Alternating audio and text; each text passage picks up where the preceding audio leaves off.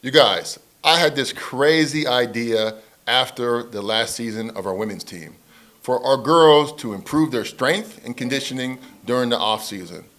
By August came around, I kind of foresaw the benefits of our next season by putting the girls in what we developed into the Build to Ball program. The Build to Ball program was 17 weeks of the off-season strength and conditioning program for the Azomco women's team. The girls were pushed to their limits. They learned all about this proper techniques and methods that was needed for them to be involved into strength and conditioning and to improve as better basketball players. What was the most important thing to this program for me was to have a very, very good, knowledgeable coach.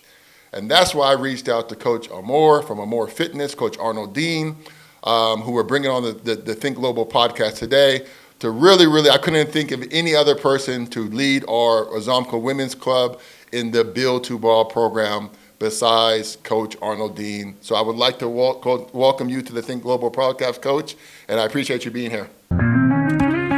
Think global, that's our call. As I'm go leading, standing tall, made in Rwanda, big ballers play, getting it in, paving the way. Hello, Coach. Thanks for being here today. Good Thank morning. you for having me. We are here in Kigali, Rwanda, and we are an international platform on YouTube, and we're trying to grow this platform into 1,000 subscribers. So make sure you go ahead and subscribe to this channel today. I got Coach Arnoldine with me, who we entrusted with our young ladies for the Build to Ball program. Coach Arnoldine, we have a segment on our Think Global podcast that is called the World Call. That's where we give our guests 10 seconds to name off some of the countries you have visited. So why don't you go ahead and put Coach Arnoldine on the World Call. Ready, go. Oh my God. Okay. I haven't been able to travel as much, but I have been grateful to travel to some few countries. Okay. I've been to East Africa. Okay. Where exactly? So Uganda. Kenya, Uganda, Okay. Burundi, Congo, Tanzania. Okay. Rwanda.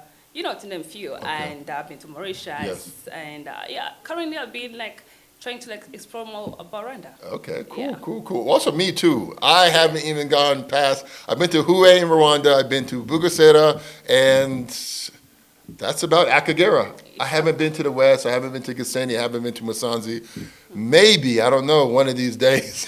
I mean, you should. It's a beautiful country. I know. And Yeah. Kigali is so big city-ish. So anyhow, well, maybe one day we'll have some time when I'm not super busy. But today we brought you on to talk about fitness, about the Build to Ball program, and about the company Amor Fitness. Why don't you just tell our audience a little bit about what you do, how do you get results for your clients, and kind of what does the importance of fitness mean to you? Thank you for having me. My name is Amor Arnoldine. So I'm a fitness coach. I'm very passionate about transforming people, not only physically, but mentally and emotionally. I work with individuals, athletes, groups, So I'm very blessed and honored to bring my light through fitness. Mm-hmm. So I have Amor Plus and SheShape that I co-found those two.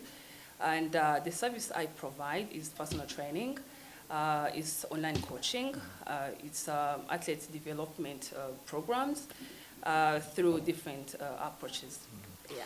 Let's talk a little bit about your background. Did you play sports, or because I see you? I think like a track star. I think like you can just go out there and do the 200 meter, 100 meter, 400 meter dash.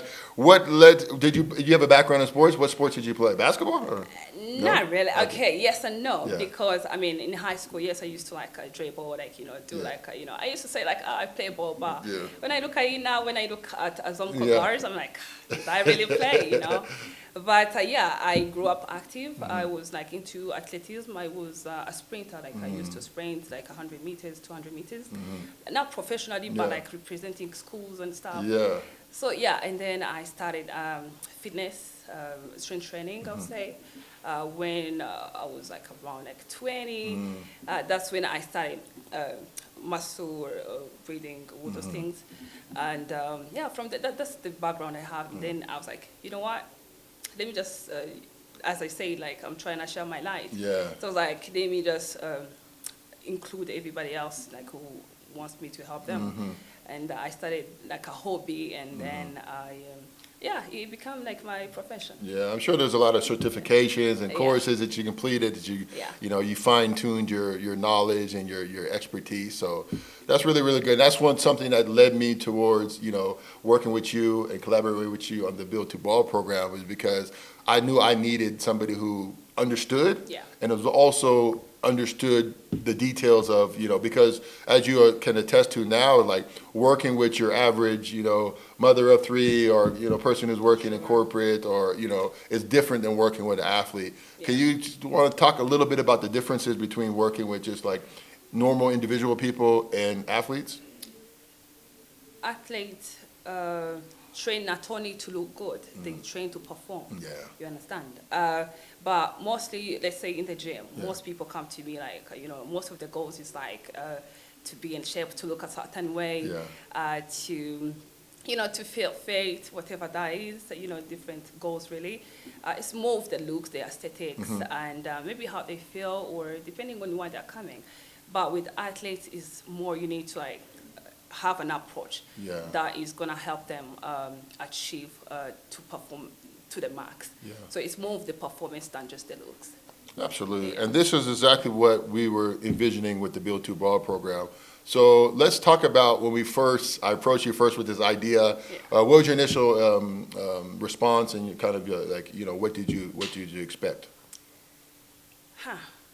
Knowing that Rwanda, knowing you know the young ladies of Sure. Rwanda, because I'll be Yeah. honest with you, one of the things, you remember when we had the phone conversation before we introduced you to the club, and then I believe it was one of our coaches came and said something that there's a stigma sometimes with young African or Rwandan women that lifting weights will make them look manly, and this is something that they may not want to approach because they want to be more feminine. Yeah.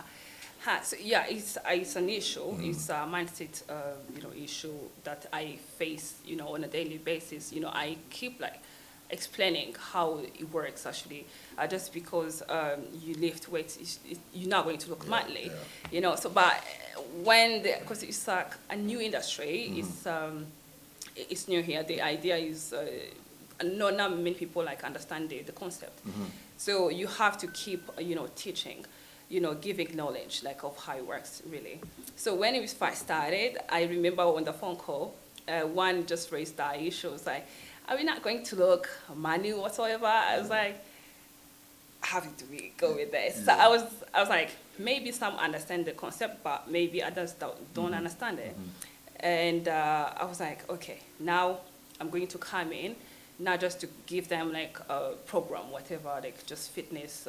Training them as in physically, but also bringing in education, on the top of fitness, physical activities that we're gonna do. Because there's a stigma, as you say, so most women mostly, just fear to train with weights or strength training, just in a fear of looking manly. They don't understand that to get to that point, there's a whole lot of work you would have to do in order to get to that point. So that shouldn't be something that's going to prohibit them. So we organized the Build to Ball. We planned it out. The girls come to you the first week, first session. How are they in response to you? Could you feel that they were nervous or intimidated? Do you think that they had a good understanding of like their way around the weight room or even the exercises? What was your initial thought when you saw them for the first time? So I could say some were like nervous or don't understand why we're here, kind of stuff. Like they see the goals, like why we're here, but what are we gonna do here, kind of stuff. So I had to read. As a coach, you need to like understand your demography, like the people that you have, the ages they are thinking, all those things, and play with it. It's kind of psychology, but you need to understand where is the person coming from. So I could see some were like, others were like, let's do it, kind of stuff. So I had to like bring them all to like same understanding of why we're here, and they didn't necessarily understand the gym concept, like what we do in the gym. So it was it was a great experience for me to like explain everything. Like this is the exercise. This is why it helps. This is why we just help you with. So I had to like keep telling them why we're here, why we're doing what we're doing, and all those things. So, but eventually, they just got to understand it. Yeah. Yeah, they said there's an old saying that teaching is a valuable part of learning. Yeah. So through this process of you re-educating people and kind of going back to the basics, did it teach you a lot about yourself about like the purpose of like, you know, getting results, especially with this group of female athletes, you know, teaching them to make sure, because now we're thinking about injury prevention, you know, and like, you know, performance enhancement and stuff like, how was it like, how long did it take for them to kind of say, like kind of get it, you know, and what did you do in order to really have them get it? We had an advantage of they like athletes. Yeah. They were athletes So they weren't before. out of shape. So it wasn't like they were like we wasn't starting from zero. Yes. Right. I just needed to tell them like really why we're there, and how strength training mostly because they've been like on the court most of the time. But this time we're focusing more on the strength, the conditioning, endurance, agility, the injury prevention, all those things. So I had to teach them, I would say, but also it challenged me a bit because I was used to like individual athlete, not as a group, team, right? So I was like, okay, now we have very limited time, like it's just 1 hour, 30 minutes. I was like, okay, I need to read them, study them, give them exercises. We are in like environment that is other people as well.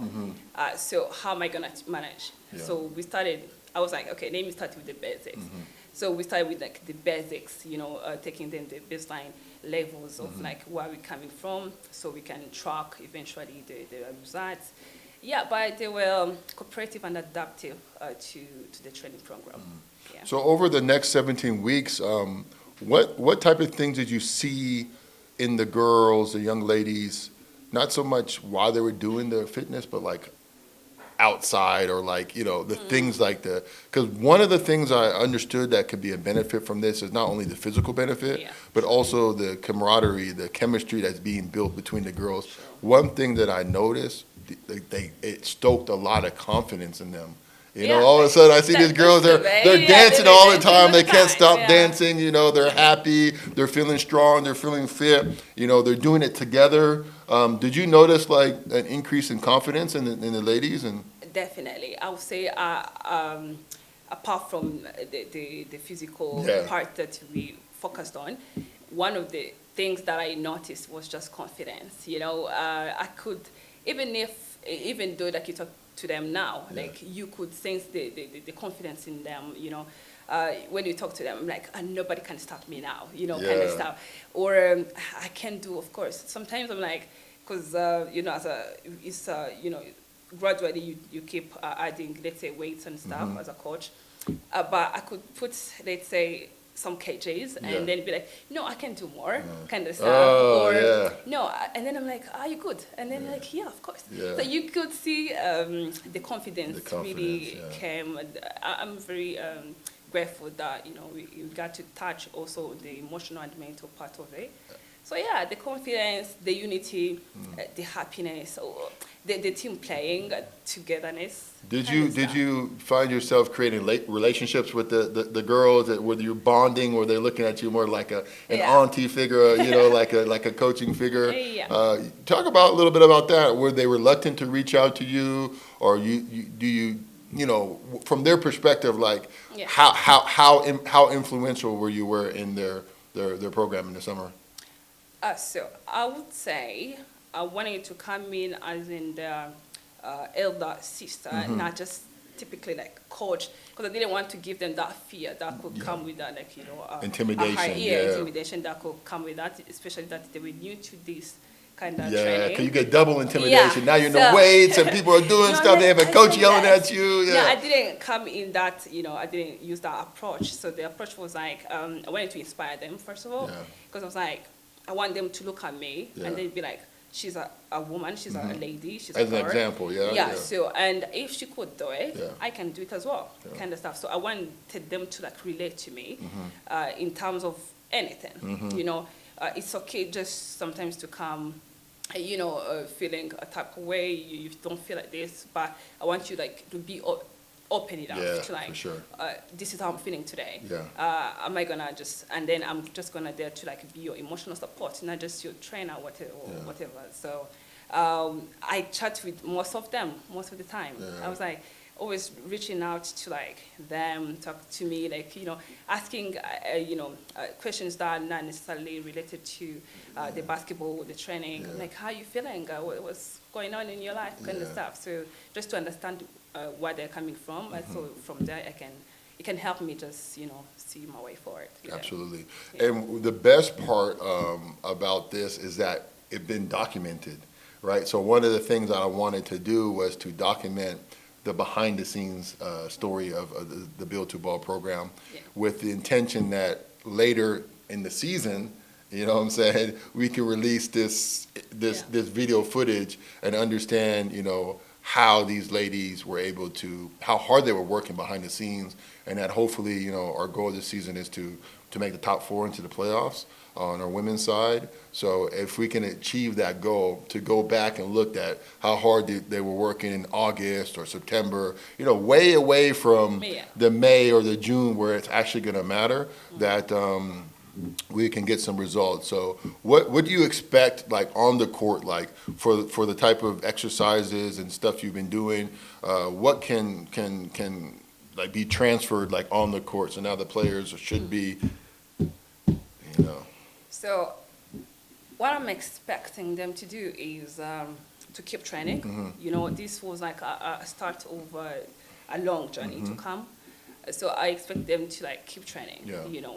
Prioritize strength, conditioning, mobility, all that matter, and I want them to keep the shape. Yeah. So on the court. So a real quick question before you on the court. So hopefully you'll be with us in this regard. So Yeah. would you change your kind of approach, or would you change the type of exercise you're doing now that they're in the season, as opposed to the ones you were doing, several months before when they were outside the season? In this case, would you change it, or Yes. yeah, you would adapt it? So we have the data, Yeah. right? We have where they're starting. So we train according to like what is to come, right? So now that they're going to start their season, I have to look to sit down and then see, okay, this is why they are, because that was like giving them like a foundation, I would say.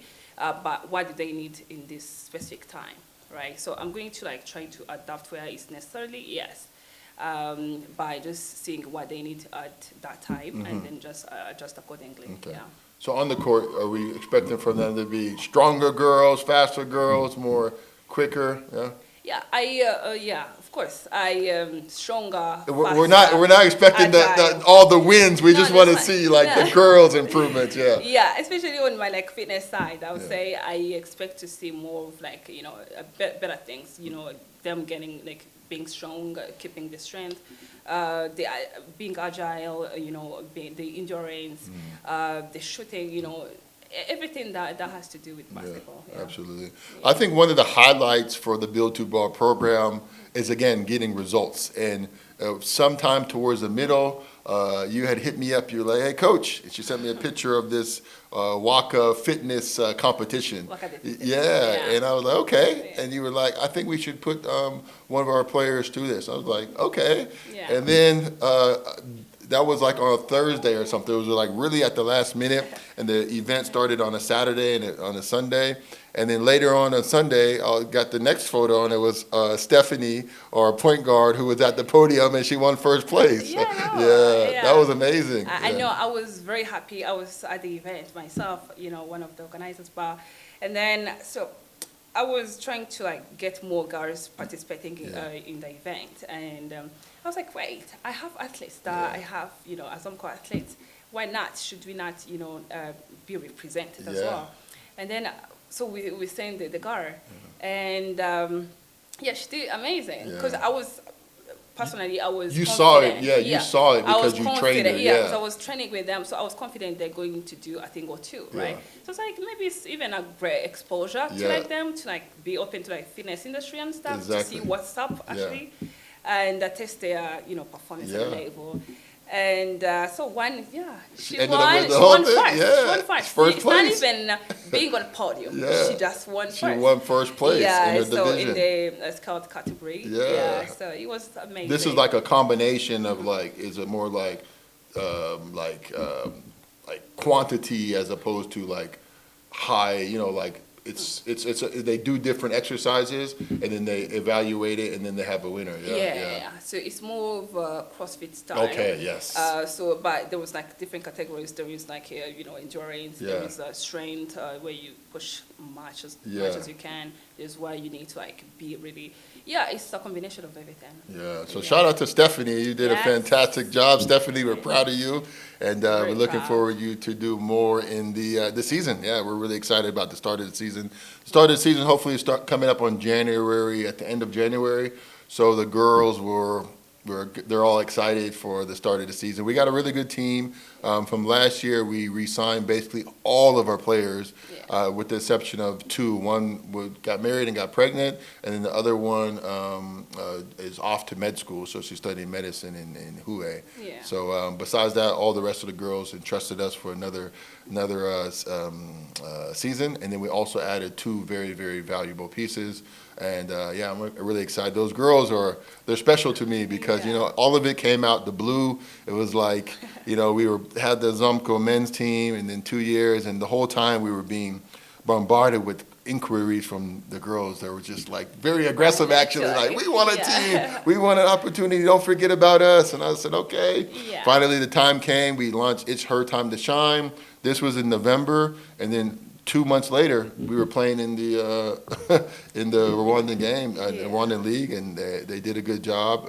First season we finished in 6th place out of 11th, and next season we're looking to take a good step forward. But I think between the confidence and the fitness levels and the strength and condition that we did over the season, that it's going to pay benefits for us in the season. So you're going to be at the games, supporting the girls. Definitely. I have to come and just testify to their greatness. So I have to come and be there personally. Yes.